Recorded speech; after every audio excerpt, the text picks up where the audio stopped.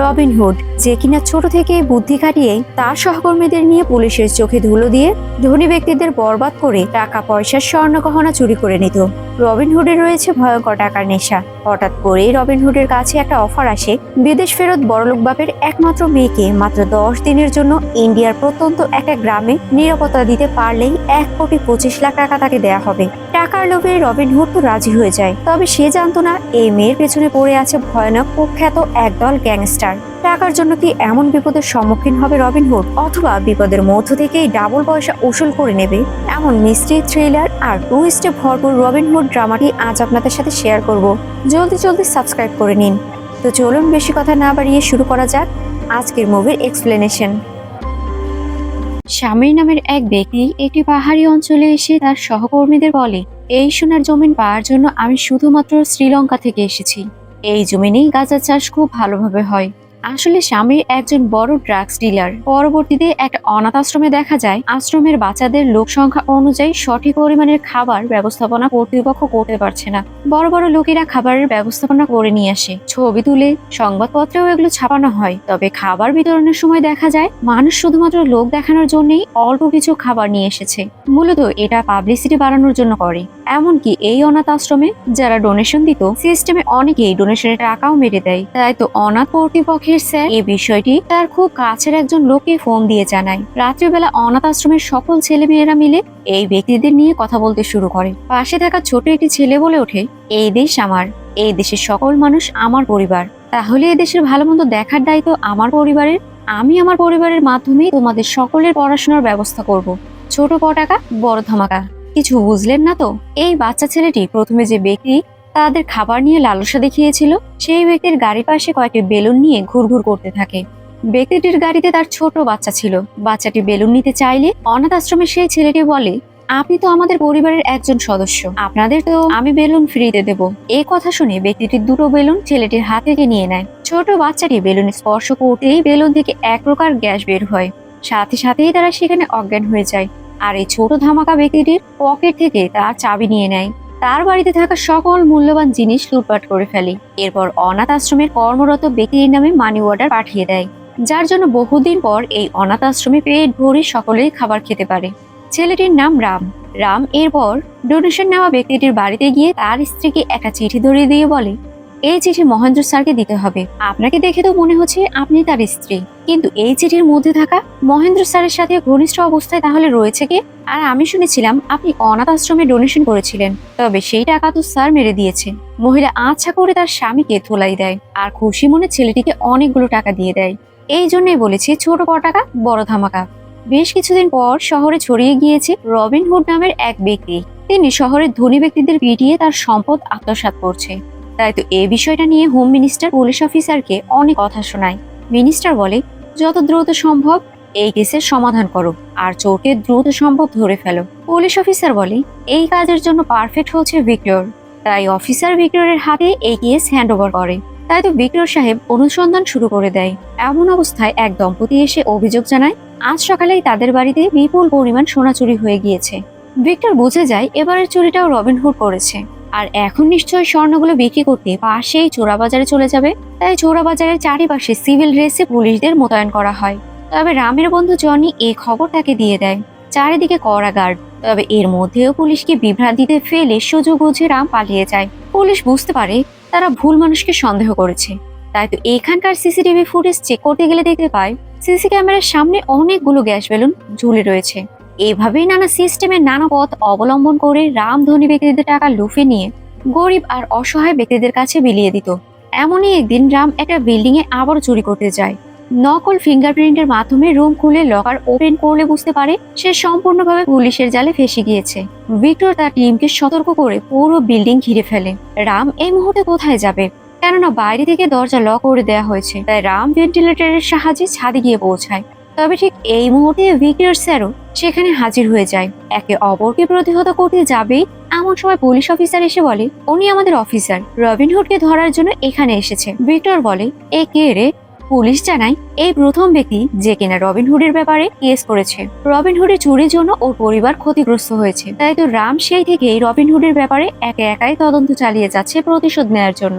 Officer এবারও এই কেসের সমাধান করতে না পেরে রামের গায়ে বন্দুক তাক করে বলে, এরপর এই রবিনহুডের ব্যাপারে কোথাও তোমাকে দেখলে সোজা জেলখানায় আটকে দেবো আর কেস ক্লোজ করে দেবো। রাম সেখান থেকে চলে গেলে ভিক্টর অফিসারকে বলে, এখন থেকে এই ছেলেটির সকল ইনফরমেশন আমার চাই।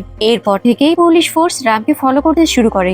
বিষয়টি রাম বুঝতে পেরে রাস্তার দুর্ঘটনাগ্রস্ত একটা মানুষকে সাহায্য করার সাথে সাথে সে নিজেও অ্যাম্বুলেন্সে উঠে পড়ে। পুলিশের চোখ ফাঁকি দেওয়ার পর রাম অনাথ আশ্রমে ফিরে আসে।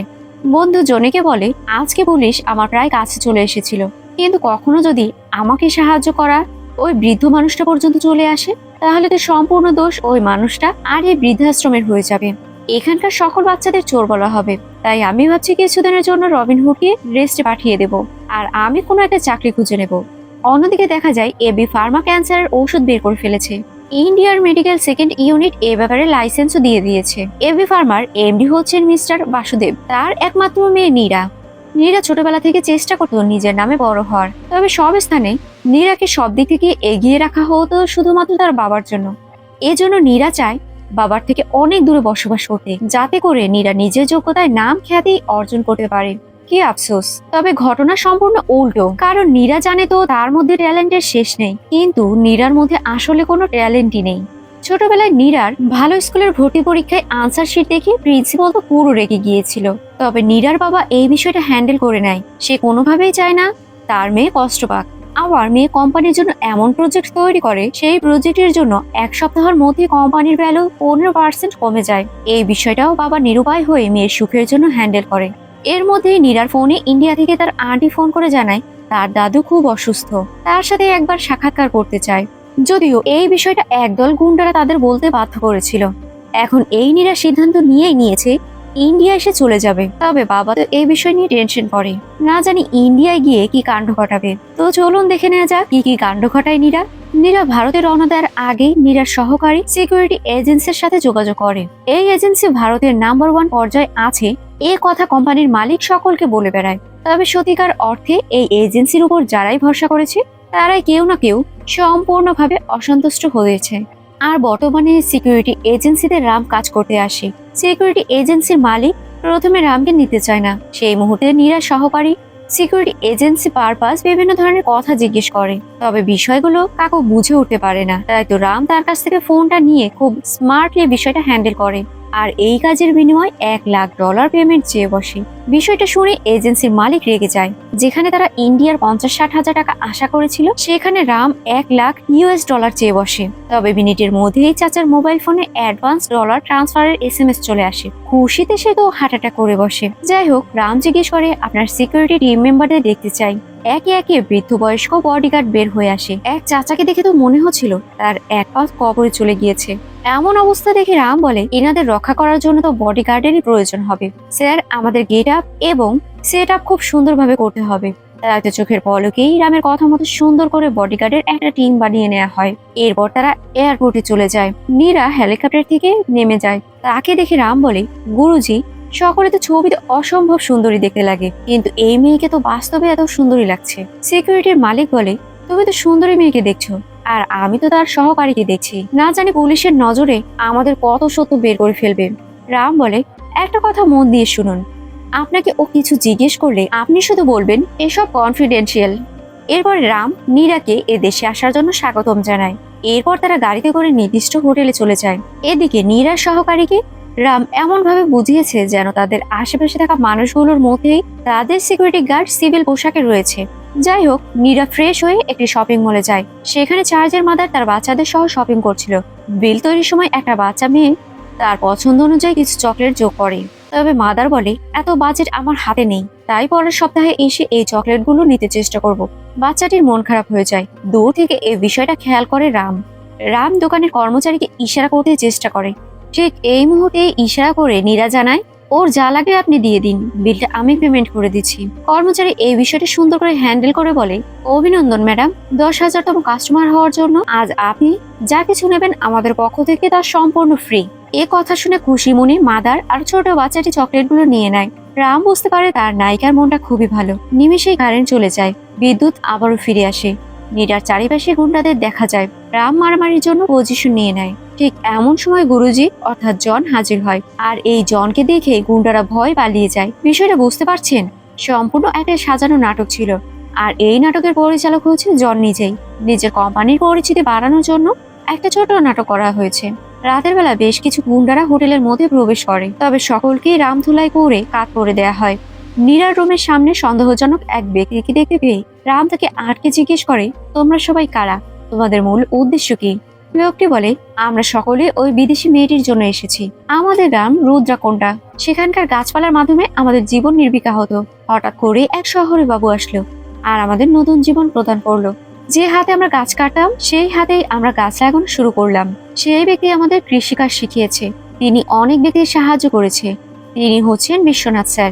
এর কিছুদিন পরেই আমাদের গ্রামে রাক্ষস চলে আসে। এরপরে পুরো গ্রাম রাক্ষসের লোকেরা দখলদারিতেও শুরু করে। আমরা জানি না কেন তাদের আমাদের জমির উপর এত কুদৃষ্টি কেন রয়েছে। এক পর্যায়ে বিশ্বনাথ স্যারের ওপরও আক্রমণ হয়, তবে বিশ্বনাথ স্যার বারবার তার নাতির কথা বলছিল। আমরা তাকে নিতে এসেছি। এই মুহূর্তে শত্রুপক্ষরা নিচতলা থেকে কাউকে ধরে বেঁধে নিয়ে যাচ্ছিল। সকলেই মনে করে হয়তো মীরাকে নিয়ে যাওয়া হচ্ছে, তাই সকলেই গুন্ডাদের দিকে রওনা করে। ঠিক এই মুহূর্তে নীরা তার রুম থেকে বের হয়। মূলত নীরার সহকারীকে ফোন দিয়ে গুন্ডারা বিভিন্ন রকমের তথ্য জানতো। এই বিষয়টা বুঝতে পারেনি তিনি, কিন্তু যখন রুম নাম্বার জানতে চাওয়া হয়, সামনে অসম্ভব সুন্দরী মেয়ে দেখে তার হাতে থাকা রুমের কার্ড নাম্বার ভুল করে সহকারী বলে দেয় গুন্ডাদের। বোকা কর্মচারী বুঝতেও পারে না কি থেকে কি হয়ে গেল। তবে তার কথার মাধ্যমে গ্রাম থেকে বোঝা যায় ওই গ্রামে খুব ভয়ানক কোনো বিপদ নীরার জন্য অপেক্ষা করছে। পরদিন সকালে তারা রুদ্রকোন্ডা গ্রামে চলে যায়। রাস্তার মোড়ে মোড়ে রক্তাক্ত একটি করে ভাস্কর্য দেখা যায়। কিছু দূর সামনে এগিয়ে গেলে বুঝতে পারি ওগুলো ভাস্কর্য নয়, বরং এক এক ব্যক্তির লাশ ছিল। রাম মূলবিলায় চলে আসে। গ্রামবাসী সকলে দেখে আতঙ্কিত হয়। দুজনে গাড়ি থেকে নেমে আসে। তাদের চোখের সামনে এক ব্যক্তিকে আঘাত করে মেরে ফেলা হয়। নীরার সামনে গুন্ডা এসে বলে, তোমাকে খোঁজার জন্য কত চেষ্টা করেছি, ভালোই করেছো তুমি এসেছো, তা না হলে এদের তো মাঠেই হতো। এমন পরিস্থিতি দেখে গুরুজির হাত কাঁপতে শুরু করে। তবে বোকা সহকর্মী ভেবে নেয় সিকিউরিটি গার্ড হয়তো রাগের বসে এমনটা করছে। তাই সহকারী হাত চেপে ধরে বলে, আপনার মতো বড় মানুষ এসব বিষয়ে রাগ করলে চলে? এসব ছোটখাটো বিষয় আমরা হ্যান্ডেল করে নেব, আপনি মাথা ঠান্ডা রাখুন। এদিকে নীরা জিজ্ঞেস করে, আপনারা কারা? গুন্ডারা বলে, স্বামী বর্তমানে একটা কাজে ব্যস্ত আছে, সে আসা পর্যন্ত তুমি আর গ্রামবাসী মিলে তোমার দাদাজিকে বাঁচিয়ে নাও। এই মুহূর্তে নীরার দাদাজি বেরিয়ে আসে। বৃদ্ধ বয়সে পায়ের উপর আঘাতপ্রাপ্ত অবস্থায় নীরাকে দেখে দৌড়ে আসতে গিয়ে পড়ে যেতেই যাবে, ঠিক সেই মুহূর্তে নীরা আর রাম দুজনে দাদাকে ধরে ফেলে। গুন্ডারা সকলে তাদের নিজ বাড়িতে রাম, নীরা এবং দাদাজিকে আটকে রাখে। দাদাজি বলে, ওদের আসলে তোমাকে দরকার নেই, দরকার তোমার বাবার licence. Indian medical council pharmaceutical unit থেকে ইন্ডিয়াতে যে লাইসেন্স তোমাদের কোম্পানিতে দেয়া হয়েছিল, সেই লাইসেন্স ওরা চাচ্ছে, যাতে করে মেডিকেল ট্রান্সপোর্টের নামে বিজনেস করতে পারে। ঠিক এই কারণেই তোমাকে দরকার। ও এতটাই পাওয়ারফুল যে এই ব্যাপারে সাহায্য করতে আইনি ব্যবস্থাপনাও এগিয়ে আসছে না। তাই তুমি এখান থেকে চলে যাও নানা ভাই, তুমি যে কোনো মূল্যেই হোক এখান থেকে চলে যাও। রাম নীরাকে নিয়ে গাড়ি স্টার্ট দিয়ে চলে যেতে শুরু করে, আর তাদের পিছু করতে থাকে গুন্ডারা।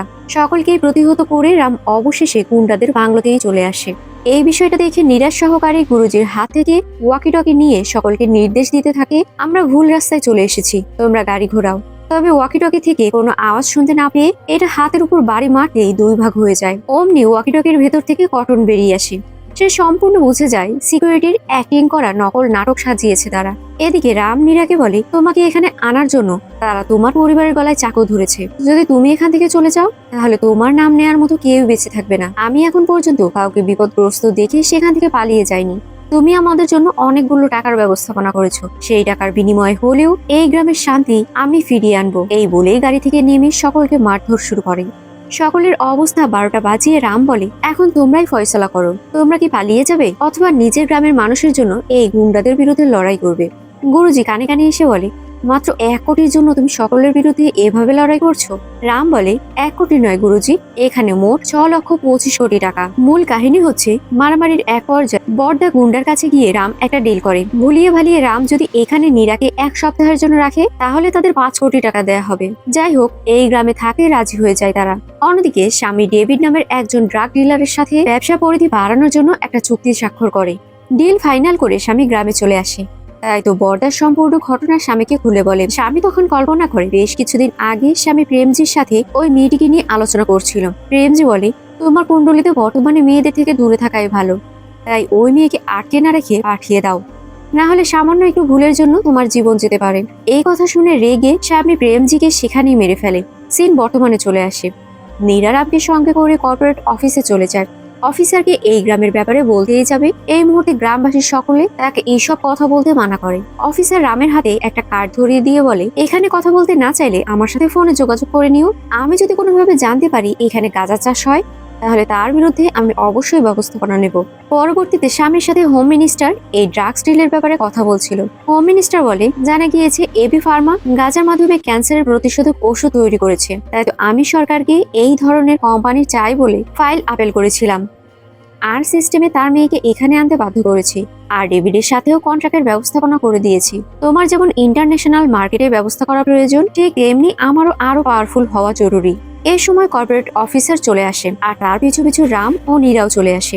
নীরা এসেই বলে, আপনি তো বলেছিলেন এখানে গাঁজা চাষের খোঁজ পেলে আপনি অ্যাকশন নেবেন, তাহলে অ্যাকশন শুরু হয়ে যায়। কালেক্টর এই কথা শুনে আতঙ্কিত হয়ে যায়। নীরা সেই একটা ভাব নিয়ে স্বামীর সামনে একটা ব্ল্যাঙ্ক চেক রেখে বলে, যত চাও নিয়ে নাও, এই শহর ছেড়ে আর সম্ভব হলে এই দেশ ছেড়ে চলে যাও। সাথে সাথেই একটা অস্ত্র দিয়ে ব্ল্যাঙ্ক চেকের ওপর আঘাত করে স্বামী বলে, আমাকে প্রেমজি বলেছে মেয়েদের থেকে দূরে থাকতে, তাই এখন পর্যন্ত আমি বিয়ে করিনি। আমার টাকার প্রয়োজন নেই, আমার মার্কেটের প্রয়োজন। যখন ইন্টারন্যাশনাল মার্কেট থেকে মেসেজ আসবে, সাথে সাথে কৃষিকাজ শুরু হয়ে যাবে। আর এই কাজ সম্পন্ন হওয়ার আগেই এই জায়গার নামে তোমাকে লাইসেন্স নিয়ে দিতে হবে। তবে তুমি যদি এই প্ল্যান নষ্ট করতে চাও, তাহলে পুরো শহরে আমি আগুন লাগিয়ে দেবো। নীরাকে গাড়িতে বসিয়ে দিয়ে রাম স্বামীর কাছে এসে বলে, দুনিয়াতে এমন ব্যক্তি প্রথমবার দেখছি যার কাছে টাকার কোনো মূল্য নেই, কিন্তু আমার কাছে তো টাকাই সবকিছু। বড় বেশি ভাব দেখাতে গেলে রাম বলে, আগের দিনের ধুলাইয়ের কথা মনে নেই তোর? স্বামীর সামনে বেশি ভাব দেখাতে এসো না, কারণ স্বামীজি এই কাকতারুয়া ওই যে গাছ এবং হোম মিনিস্টারের চেয়ারে ক্যামেরা ফিট করে রেখেছে। এই গ্রাম আর তার আশেপাশেও অসংখ্য ক্যামেরা রয়েছে, তাই তো আমাদের সম্পূর্ণ ঘটনা সে জানে। রাম স্বামীজিকে বলে, যদি করোনা আসে 14 দিনের জন্য কোয়ারেন্টাইনে রাখা হয়, তবে আমি আসলে সারা জীবনের জন্য আপনাদের ভুগতে হবে, তাই আমাকে এখানে বেশি দিন আটকে রাখবেন না। এই কথায় স্বামীজি রেগে গেলে হোম মিনিস্টার তাকে মাথা ঠান্ডা করতে বলে। তিনি বলেন, ওকে এখানে মেরে ফেললে বিষয়টা অস্ট্রেলিয়া পর্যন্ত চলে যাবে, তাই যতদিন না পর্যন্ত ডিল সম্পূর্ণ হচ্ছে আমাদের এই বিষয়টা মানিয়ে নিতে হবে। ঠিক এই মুহূর্তে স্বামীর ফোনে অফিসিয়াল কনফার্মেশন মেসেজ চলে আসে, তাই সে তার রাগ কিছুটা কন্ট্রোল করে নেয়। নীরা এখনো শকের মধ্যে রয়েছে। সে বাড়ি ফিরে আসে। সহকারী জিজ্ঞেস করে, আপনি ঠিক আছেন তো ম্যাডাম? রাম বলে, বেশি কিছু না। ম্যাডামের রাগের বশে স্বামীজিকে একঘা দিয়ে বসেছে। নীরা রামের কথায় নিমিষেই পোল্টি মেরে বলে, আরে সে তো অতিরিক্ত কথা বলছিল, তাই নিজেকে কন্ট্রোল করতে না পেরে একটা কুড়াল ছুঁড়ে মেরেছিলাম। তোমরা থাকো, আমি ফ্রেশ হয়ে আসছি। দাদাজি নীরাকে বলে, তুমি এসব ঠিক করছো না। নীরা বলে, আমি চলে যেতে চেয়েছিলাম, তবে আপনাকে আর গ্রামবাসীকে এমন বিপদের মুখে রেখে চলে যাওয়া আমার পক্ষে সম্ভব নয়। রাম বলে, আপনি নিজের পায়ে ঠিক মতো দাঁড়াতে পারছেন না, এরপরেও গ্রামবাসীর জন্য আপনি ওদের বিরুদ্ধে নানা ধরনের চেষ্টা চালিয়ে যাচ্ছেন। আর ও তো আপনারই রক্ত, তাই না? তাহলে ও কি করে আপনাকে বিপদের মুখে ফেলে চলে যাবে? এইসব সেন্টিমেন্টাল কথায় দাদাজির মনটা অনেক নরম হয়ে যায়। তাই তো নানা নাতিন আর পুরো পরিবার একে অপরকে জড়িয়ে ধরে কান্না করতে শুরু করে। পরদিন নীরা জনগণকে বোঝানোর চেষ্টা করে এই অন্যায়ের বিরুদ্ধে লড়তে, প্রতিবাদ করতে। নীরা কথায় কথায় বলে ফেলে, আমাদের ফোর ফাদারের মতো আমাদেরকেও যুদ্ধ করে জয় করে নিতে হবে। তবে বোকা গুরুজি সহকারীর কাছে জিজ্ঞেস করে, বুঝলাম এই মেয়েটা বিদেশে থাকে, তাই বলে ওর বাবা 4 জন? সহকারী বুঝে যায় আমাদের ম্যাডামের থেকেও খারাপ অবস্থা এই গুরুজি, কেননা ফোর ফাদার বলতে আমাদের জনগোষ্ঠীর আদি পিতাদের বোঝানো হয়েছে। নীরার শত চেষ্টার পরেও গ্রামবাসীরা নীরাকে এসব ভেজাল থেকে দূরে থাকতে বলে। কোনো উপায় না পেয়ে হঠাৎ নীরা সিসি ক্যামেরা দেখতে পায়। এই বিষয়টা দেখেই রামকে জানালে রাম বলে, বুঝতে পেরেছি ম্যাডাম, আপনি এই ক্যামেরার মাধ্যমে তাদের ফোন হ্যাক করে সকল ক্যামেরার অ্যাক্সেস নিতে চান, তাই তো? নীরা রামের এক্সট্রা লেভেলের বুদ্ধিমত্তা দেখে তাকে অভিনন্দন জানিয়ে সামনের দিকে এগিয়ে চলতে শুরু করে। গুরুজি রামের উপর রেগে যায়। ফোন হ্যাক করা তো আর মুখের কথা নয়, তাই না? তবে রাম জানায় সে অলরেডি ফোন হ্যাক করে রেখেছে। ওই যে কনফার্মেশন মেসেজ দিয়েছিল, এটার প্ল্যানিং ছিল রামের। তবে ফোন হ্যাক হওয়ার বিষয়টা স্বামীজি জেনে যায়। এদিকে নীরার প্রতি রামের ফিলিংস বুঝতে পেরে সহকারী নীরাকে এ বিষয়ে জানিয়ে দেয়। কিন্তু ট্রুথ অর ডিয়ার খেলার সময় সিস্টেমে নীরার কথার মাধ্যমে আমরা বুঝতে পারি নীরারও রামের প্রতি কিছুটা ফিলিংস রয়েছে। যেহেতু স্বামী আর তার দল বলের ফোন হ্যাক করা হয়েছে, তাই স্বামী ইচ্ছাকৃত পার্টির 1 কোটি টাকা হোম মিনিস্টারের অ্যাকাউন্টে ট্রান্সফার করতে বলে। আর এই টাকাটা রামের বন্ধু ট্র্যাক করে তাদের আশ্রমের নামে ট্রান্সফার করে দেয়। এরপর এই বিষয়টা রামকে জানায়। তবে রাম বলে, ওদের পাতা জালে আমরা ফেসে গিয়েছি। এদিকে দেখা যায় স্বামীজি হ্যাকারদের জিজ্ঞেস করে, আমার টাকা হ্যাক করে কোথায় ট্রান্সফার করা হয়েছে, দ্রুত ইনফরমেশন বের করো। এরপর তারা জানতে পারে সম্পূর্ণ টাকা রবিনহুডের অ্যাকাউন্টের মাধ্যমে কয়েকটি আশ্রমে চলে গিয়েছে। তাই তো গুন্ডারা আশ্রমের উপর ভাঙচুর এবং অমানসিক নির্যাতন চালিয়ে সেই ভিডিও রামের কাছে পাঠিয়ে দেয়। অবশেষে রাম আশ্রমকে বাঁচাতে নিজের পরিচয় স্বামীজির কাছে তুলে ধরে। রেগে মেগে স্বামীজির গুন্ডারা নীরার দাদার বাড়ির উপর আক্রমণ করে বসে। পরিবারের সকলেই আতঙ্কিত হয়ে এক জায়গায় একত্রিত হয়। তবে তার মধ্যে দাদাজি উপস্থিত ছিল না, আর রামকেও কোথাও খুঁজে পাওয়া যাচ্ছিল না। গুরুজি তখন সকলের উদ্দেশ্যে বলে, যখন রাম এখানে নেই তার মানে দাদাজি নিরাপদ রয়েছে। আমরা দেখতে পাই গুন্ডাদের আস্তানায় দাদাজিকে সকলে বেঁধে রেখেছে। রামকে এক ধরনের মেডিসিন ধোয়ার মাধ্যমে দুর্বল করে দেওয়া হয়। বর্দা বলে, আমরা অনেক আগেই বুঝতে পেরেছিলাম বিদেশি মেয়েটির জন্য তুমি বডিগার্ড হয়ে আসনি, তুমি এসেছো এই মুরব্বীর বডিগার্ড হয়ে। রাম মাতালের মতো বলে, যদি দাদাজির কিছু হয়ে যায় তোদের কাউকে আমি ছাড়বো না। এই মুহূর্তে এক গুন্ডা তার পিঠে আঘাত করে। রাম কিছু বুঝে উঠতে পারে না, তাই নিজেকে বারবার আঘাত করে। এরপর বুঝতে পারে তাদের মেডিসিনের প্রভাবে রামের শরীরে এখন কোনো ধরনের আঘাতের ব্যথা অনুভব করতে পারছে না। তাই তো শুরু হয়ে যায় আবার গুন্ডাদের সাথে মারামারির এক পর্যায়ে রাম বলে, আমি এখানে একা হলেও দাদার বাড়িতে আমার মতো 4 জন লোক রয়েছে, অর্থাৎ নীরা আর তার পরিবার সম্পূর্ণ নিরাপদ। এদিকে রাম সকলকে আচ্ছা মতো ধুলাই করে। তবে তার পকেট থেকে হঠাৎ করে একটা মানিব্যাগ পড়ে যায়। দাদাজি মানিব্যাগে থাকা একটি ছবি দেখে কল্পনা করে বেশ কয়েক বছর আগে ট্রেন ছাড়ার অপেক্ষা করে সে বসে আছে। জানলা থেকে দেখতে পায় ছোট একটি ছেলে একজন ব্যক্তির পকেট থেকে মানিব্যাগটাকে নিচে ফেলে দেয়। এরপর ছেলেটি আবারও ব্যক্তিটিকে ডেকে পড়ে যাওয়া মানিব্যাগের কথা বলে। ব্যক্তিটি খুশি হয়ে ছেলেটিকে কিছু টাকা দেয়। ছেলেটি খুশি মনে সেই টাকাগুলো একজন অসহায় মহিলাকে প্রদান করে। তখন দাদাজি স্টেশনে নেমে প্রথমবার বাচ্চাটিকে রবিনহুড বলে ডাক দেয়, আর বাচ্চাটি এই নামেই সাড়া দেয়। দাদাজি বলে, তুমি কোথায় থাকো? বাচ্চাটি বলে, আমার কেউ নেই। তখন দাদাজি বলে, কখনো বলবে না তোমার কেউ নেই, এই দেশ তোমার পরিবার, এখন থেকে তুমি আমাকে দাদাজি বলে ডাকবে। এরপর দাদাজি রামকে একটি অনাথ আশ্রমে রেখে ফিরে যাওয়ার পথে রামকে নিয়ে যাওয়ার কথা বলে। দাদাজির কাজ শেষ হলে রামকে নিতে আসলে বন্ধুদের সাথে খেলা বাদ দিয়ে রাম এগিয়ে এসে তার দাদাকে বলে, আপনি বলেছেন এরা আমার পরিবার, এদের আমাকে প্রয়োজন। যখন আপনার আমাকে প্রয়োজন হবে তখন আমি আপনার কাছে অবশ্যই চলে আসব। এরপর দাদাজি আশ্রমে অনেকগুলো টাকা অনুদান করে। দাদাজি কথা দেয় তিনি যতদিন পারবে ঠিক ততদিন এই আশ্রমে সাহায্য করে যাবে। এসব কল্পনা করতে করতে দাদাজি রামকে ডাক দেয়। রাম ওষুধের প্রভাবে শারীরিকভাবে দুর্বল হয়ে গিয়েছে। দাদাজির ডাক শুনে একটি স্থানে রাম বসে পড়ে। তখন সে কল্পনা করে মুভির শুরুতে পুলিশের হাত থেকে বাঁচতে যে অ্যাম্বুলেন্সে উঠেছিল সেখানকার আহত ব্যক্তিকে ছোটবেলায় রাম দাদাজির সাথে দেখতে পেয়েছিল। চাচা রামের কাছে সাহায্য চায়, তার গ্রামে রাক্ষস এসেছে। তাদের সাহায্যকারী ব্যক্তি এখন বিপদের মুখে। চাচা বলে, কে তুমি আমি জানি না, তবে তোমার কাছে হাত জোর করে বলছি বিদেশ থেকে আগত মেয়েটিকে বাঁচিয়ে নাও। আশ্রমে ফিরে গিয়ে রাম বলে, আমরা ছোটবেলায় ভুল বুঝেছিলাম, যে আমাদের সাহায্য করেছিল তার কিছুদিন পরেই সে বিপদের মধ্যে পড়ে যায়। আমরা বিষয়টা বুঝতে পারিনি, তাই আমাদের এখন একত্র হয়ে তাকে সাহায্য করার প্রয়োজন। সকলেই একত্রিত হয়ে যায়। নানা তদন্তের মাধ্যমে দাদাজির নাতির নাম ঠিকানা এবং আসার দিন তারিখ জেনে নেয়। হ্যাকার বন্ধু গুগলে ওই নর্মাল এজেন্সিকে নাম্বার 1 এজেন্সি বানিয়ে দেয়। ঠিক এমন সময় নীরার সহকারী গুগলে এজেন্সির খোঁজ নিয়ে তাদেরকে ফোন দেয়। আসলে এটা সম্পূর্ণ রামের মাস্টার প্ল্যান ছিল। বর্তমানে সকলেই রামকে সুস্থ করার প্রচেষ্টা চালাচ্ছে। দাদাজি বলে, তোমার এখনো আমার ছোট্ট সাহায্যের কথা মনে আছে? রাম বলে, আপনি আমাকে আত্মীয়তার সম্পর্কে রূপ দিয়েছেন, আমাদের 1 বছরের খাবারের ব্যবস্থাপনা করেছেন, এসব কথা কি আমি ভুলে যাব দাদা? ঠিক সেই মুহূর্তে ওই স্থানে বড় প্রজেক্টে একটা ভিডিও চালু হয় যেখানে সকল গ্রামবাসী গাঁজা চাষ করছে। এই সময় স্বামী বলে, এই ভিডিওটি যদি আমি ইন্টারনেটে ছেড়ে দেই তাহলে বুঝতেই পারছো তোমাদের কি হাল হবে। ভিডিওটি ভাইরাল করতে না চাইলে নিজেদের প্রাণ রক্ষার্থে দ্রুত লাইসেন্সের ব্যবস্থা করো। শেষমেশ কোনো উপায় না পেয়ে নীরার লাইসেন্সের ব্যবস্থা করে স্বামীর কাছে চলে আসে। এরপর এই লাইসেন্স স্বামীর কাছে হ্যান্ডওভার করে। স্বামী বলে, যদি তুমি এই ভিডিওটি নিরাপদভাবে তোমার হাতে পেতে চাও তাহলে এই ডিল তোমাকে সম্পূর্ণ করতে হবে। রাম গাঁজা নিয়ে বেরিয়ে পড়ে। সকালবেলা স্বামীর কাছে ফোন আসে, ডিল সম্পূর্ণ হয়নি, তাই তো তাদের অনেক ব্যক্তিকে ডেভিড ভাই নিহত করে ফেলেছে। জানা যায় শুধুমাত্র ট্রাক গিয়েছে ডেভিড ভাইয়ের কাছে, কিন্তু ট্রাকের মধ্যে কোনো ধরনের মাল ছিল না। এইসব কথা শুনে স্বামীজি রেগে যায়। স্বামীজি মহলে তার সকল কর্মচারীদের খুঁজতে থাকে, কিন্তু তার চেনা পরিচিত কর্মচারীকে একজনকেও খুঁজে পায় না। বাড়ির বাইরে বেরোলে রাম তাকে ডেকে বসতে বলে। স্বামী বসলে রাম বলে, আমি তোমার ফোন আর কন্ট্যাক্ট নাম্বার হ্যাক করে ফেলেছিলাম। তোমার ইগোকে সরিয়ে আমার সাথে ডিল করতে তোমাকে বাধ্য করেছি। তোমার কাছের মানুষকে আমি তোমার থেকে দূরে সরিয়ে দিয়েছি। অবশেষে এই শহরে তোমাকে এক অনাথের মতো রাখার ব্যবস্থাপনা করেছি। তোমার কি মনে হয় আমি তোমার লাইফে ইন্টারফেয়ার করেছি? বরং খুব ছোটবেলায় তুমি আমার লাইফে ইন্টারফেয়ার করেছিলে। আমি তোমার থেকেও ভয়ানক। তুমি আমার বাবাকে মেরেছো, যে কিনা তোমাকে অনেক বিশ্বাস করতো। স্বামীর অনেকের নাম বলতে শুরু করে। রাম হেসে বলে, আমি তো শুধু মজা করছিলাম। ব্যাস, দুজনের মধ্যে তুমুল মারামারি শুরু হয়ে যায়। এত বড় দানবের সাথে রাম তার বুদ্ধিমত্তার মাধ্যমে মারামারিতে জিতে যায়। দেখা যায় গতকাল রাতে বর্দাকে প্রেমজির একটা ভিডিও ক্লিপ দেখিয়েছিল রাম। সেখানে প্রেমজি বলে, বর্দা, স্বামীর উপর বিশ্বাস রাখিস না। ও আমাদের সবকিছু বিক্রি করার প্ল্যান করেছে ডেভিডের সাথে। এরপর সে ভিন্ন দেশে চলে যাবে। এই ভিডিও দেখে রামের সাথে বর্দাও হাত মিলায়। বর্তমানে সেই স্থানে পুলিশ অফিসার চলে আসে।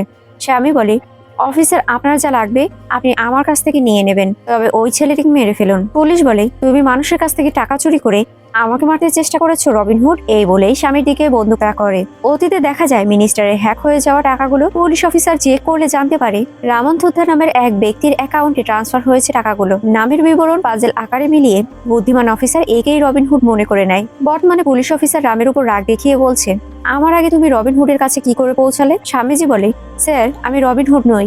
অফিসার রামকে ডেকে বলে, যদি আমি তোমাকে রবিনহুড নামে গ্রেফতার করতাম তুমি কি করতে? রাম দুঃখী দুঃখী একটা ভাব করে বলে, আমি রবিনহুড নই স্যার। আসলে পুলিশ ট্র্যাকিং এর সময় ব্যাংক অ্যাকাউন্ট হ্যাক করে ফেক প্রোফাইল তৈরি করে পুলিশকে ভুল তথ্য দিয়েছিল রবিনহুডের কর্মকর্তারা। রবিনহুডকে গ্রেফতার করার কথা শুনে মিনিস্টার দ্রুত তাকে একবার দেখতে আসে। তবে দূর থেকে স্বামীর মুখ দেখেই বুঝতে পারে নিশ্চয়ই পুলিশের কোনো ভুল রয়েছে, কিন্তু এই কথা প্রকাশ করার কোনো অপশন নেই। তাই তো হোম মিনিস্টার সেখান থেকে দ্রুত কেটে পড়ে। স্বামীজি সেখানেই ভাবতে থাকে, এই রবিনহুড কে যে আমাকে এই কেসে ফাঁসিয়ে দিয়েছে? কিছু ঘুরতেই দেখতে পায় সে যার সাথে ড্রাগসে ডিল করেছিল, ডেভিড ভাই, সেও ঠিক একই জেলখানায় বন্দী। এরপর দুজনেই রবিনহুডের ওপর প্রতিশোধ নেয়ার জন্য প্রহর গুনছে। এর মধ্য দিয়ে অসম্ভব সুন্দর কাহিনীটি শেষ হয়ে যায়। সো ভিউয়ার্স, ভিডিওটি ভালো লাগলে লাইক, কমেন্ট, শেয়ার এবং সাবস্ক্রাইব করবেন। আর এতক্ষণ আমার সাথে থাকার জন্য অসংখ্য ধন্যবাদ।